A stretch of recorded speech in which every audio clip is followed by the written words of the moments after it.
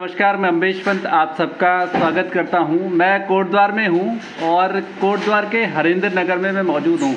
मेरे साथ में मौजूद हैं विजयानंद शर्मा जी। आप पूर्व प्रोविडेंट फंड कमिश्नर रह चुके हैं, यानी आप अब सेवानिवृत्त हो चुके हैं और उत्तराखंड मानव सेवा समिति दिल्ली के आप अध्यक्ष हैं। आज यहाँ पे सैनिटरी नैपकिन वेंडिंग मशीन का वितरण है उत्तराखंड के कुछ सरकारी विद्यालयों में संभवतः। मैं सर से जान लूँगा। सर, सबसे पहले आपको बहुत बहुत बधाई कि आप रिटायरमेंट के बाद भी लगातार सेवा के क्षेत्र में काम कर रहे हैं। आज का जो कार्यक्रम है थोड़ा सा आप उसके बारे में बताइए, साथ साथ में जो आपका सफ़र है इस समिति के साथ में वो भी आप जी। मैं एक्चुअली समिति का स्थापना जो है 2000 में हुआ था, सितंबर में जी।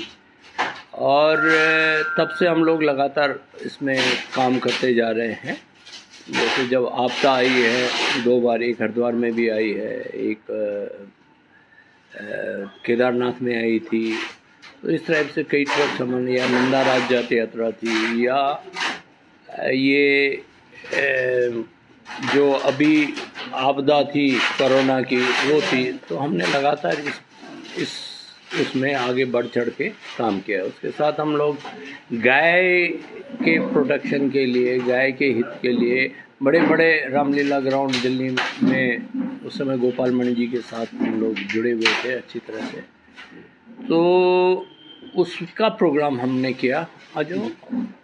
तो वहाँ से हमारा सफ़र शुरू हुआ और 2018 तक हमने रामलीला ग्राउंड में सभाएं की। अब गाय के लिए काफ़ी नई सरकार ने काम कर चुके हैं। गाय के प्रोटेक्शन के लिए मृत्यु दंड या 10 साल का जो प्रावधान है जेल का गाय को मारने का, तो वो भी हो गया। फिर गोबर भी खरीद रहे हैं, उसमें अभी बहुत कम बचा है जो, और उसमें भी शायद वो उस पर चर्चा हो रही है और चल जाएगा जी। तो इसमें गाय आज का जो कार्यक्रम है सर, जो यहाँ पे कई सारे सरकारी विद्यालयों के अध्यापकों का यहाँ पे आगमन होगा, क्या कार्यक्रम है थोड़ा सा आप उस पर बताइए।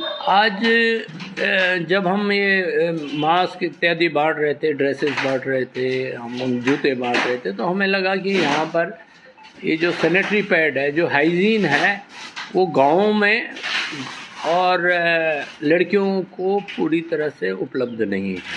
तो हमने सोचा कि इसको हर स्कूल में मशीन लगाई जाए, जो वेंडिंग मशीन जिसमें सिक्का डालो तो वो सैनिटरी पैड निकाल के दे देगा। तो हमने बहुत इसमें अध्ययन करके, बहुत ज़्यादा लोगों से चर्चा करके 10 रुपए की 3 नैपकिन्स का प्रावधान किया है। तो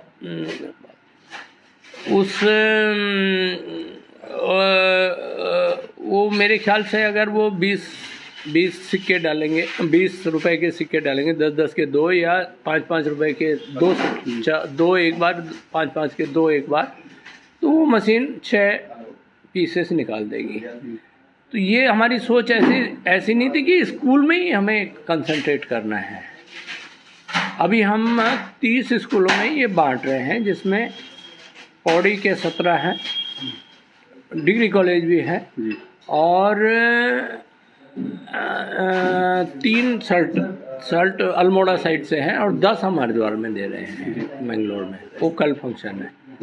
ये अब हमारा सिलसिला लगातार चलता रहेगा। हमारा टारगेट है कि लगभग सभी स्कूलों को हम कवर कर लें जहाँ पर नहीं हो रहा है। दरअसल में हमारा ये विचार था कि जो हम मशीनें दें वो चलने वाली मशीनें हों। अक्सर क्या किया बहुत सारे एनजीओ ने कि उसको जो है दिया चाइनीज़ माल, और वो उसके बाद अपना पैसा वैसा लिया जिनसे भी स्पॉन्सर थे, और उसको आगे पीछे मुड़ के नहीं देखा। तो हम इसमें मेंटेनेंस वगैरह भी देख रहे हैं। 1 साल तो ये कंपनी करेगी, और ये सरकारी कंपनी है, इसकी बॉडी टीन से बनी हुई है, MS। तो ये जल्दी ख़राब होने वाली भी नहीं है। और हमने कई बार चेक भी किया, जैसे ये NTPC वगैरह को दे रहे थे, तो वहाँ से कोई कंप्लेंट आई नहीं है। एक और सवाल सर कि जो सरकारी विद्यालयों में आपने जैसे बताया कि पौड़ी जिले के कुछ विद्यालय हैं करीब 17 के आसपास, जी। आप वहाँ पे इसको वितरण कर रहे हैं जी। क्या कुछ अध्यापकों की तरफ से या कुछ स्टाफ की तरफ से इसकी मांग की गई थी या आपने अपनी तरफ से इसको वितरित करने का नहीं, हमने प्रपोजल कुछ लोगों से डिस्कस किया था। डिस्कस तो करना ही पड़ेगा, वो लगा रहे हैं कि नहीं लगा रहे हैं। तो कुछ जगहों पे मशीनें थी भी, जैसे हरिद्वार में पहली जो लिस्ट हमें डीओ वगैरह ने दी थी, तो वो हरिद्वार वालों से जब बात की हमने प्रिंसिपलों से, तो वहाँ पहले लगी हुई थी, तो हमने वो चेंज कर दी। अब नए दिए हैं, इसमें भी नए में भी एक आदमी कल बैकआउट हो गया, तो हमारे पास हमेशा वेटिंग लिस्ट है, क्योंकि हमें 100-150 तो लगभग ऑर्डर हमारे पास बुक हैं जो जिन्होंने प्रॉमिस किया कि हम आपको प्रोवाइड कर देंगे, तो इसकी कमी नहीं है। और ये हमने देखा कि प्राइवेट वालों से भी सस्ते दाम पे है। ऐसी मशीनें हल्द्वानी में बांट रहे हैं, वो हमारे से करीब 50% या 40% महंगी है। चलिए, और प्राइवेट है। जी, बहुत बहुत धन्यवाद सर, आपने समय दिया और आप मानव कल्याण के लिए उत्तराखंड में दिल्ली में रहते हुए भी उत्तराखंड के स्कूलों के लिए आपने सोचा, ये बड़ी बात है। और कहीं ना कहीं इससे जो दूरस्थ क्षेत्रों की, जो ग्रामीण क्षेत्रों की लड़कियां थी जो सरकारी विद्यालय में पढ़ने वाली थी, कहीं ना कहीं उनको एक हाइजीनिक उसका उपयोग करने के लिए मिलेगा।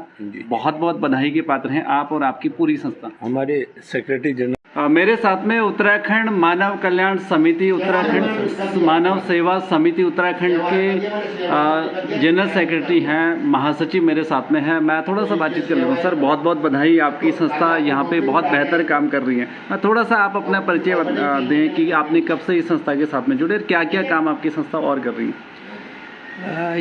ये संस्था हमने 2000 से शुरू की और शुरुआत में हमने इसमें गाय से संबंधित जो भी सुविधाएं थी उनको उपलब्ध कराने के लिए हमने इसको प्रयास किया। और अब धीरे धीरे हमने गांव की तरफ अपना रुझान किया, जिसमें कई वर्षों से हम लोग बच्चों के लिए किताबें, बैग, जूते, यहाँ तक कि सर्दियों में हम लोगों ने कंबल भी वितरण कराए। अब जैसे हमारे अध्यक्ष जी ने कहा कि अब हमने जो है सैनिटाइज़ की तरफ थोड़ा ध्यान दिया, क्योंकि हमारे यहाँ जो है पहाड़ी क्षेत्र में अलग अलग तरह से स्कूल हैं। हाई स्कूल हैं वो अलग हैं, इंटर कॉलेज हैं, उसके बाद डिग्री कॉलेज हैं, और कुछ जगह तो बहुत संख्याएं हैं लड़कियों की। तो हमने इस तरफ ध्यान देना शुरू किया कि ये सुविधाएं जो है वहाँ उपलब्ध करा सकें। इसमें आज हम यहाँ पहला हमारा जो है कार्यक्रम कोटद्वार में रखा गया है, जिसमें काफ़ी 17 कॉलेज, इंटर कॉलेज और डिग्री कॉलेज के अध्यापक आएंगे और उनको हम यहाँ से ये प्रोवाइड कराएंगे। बहुत बहुत धन्यवाद सर।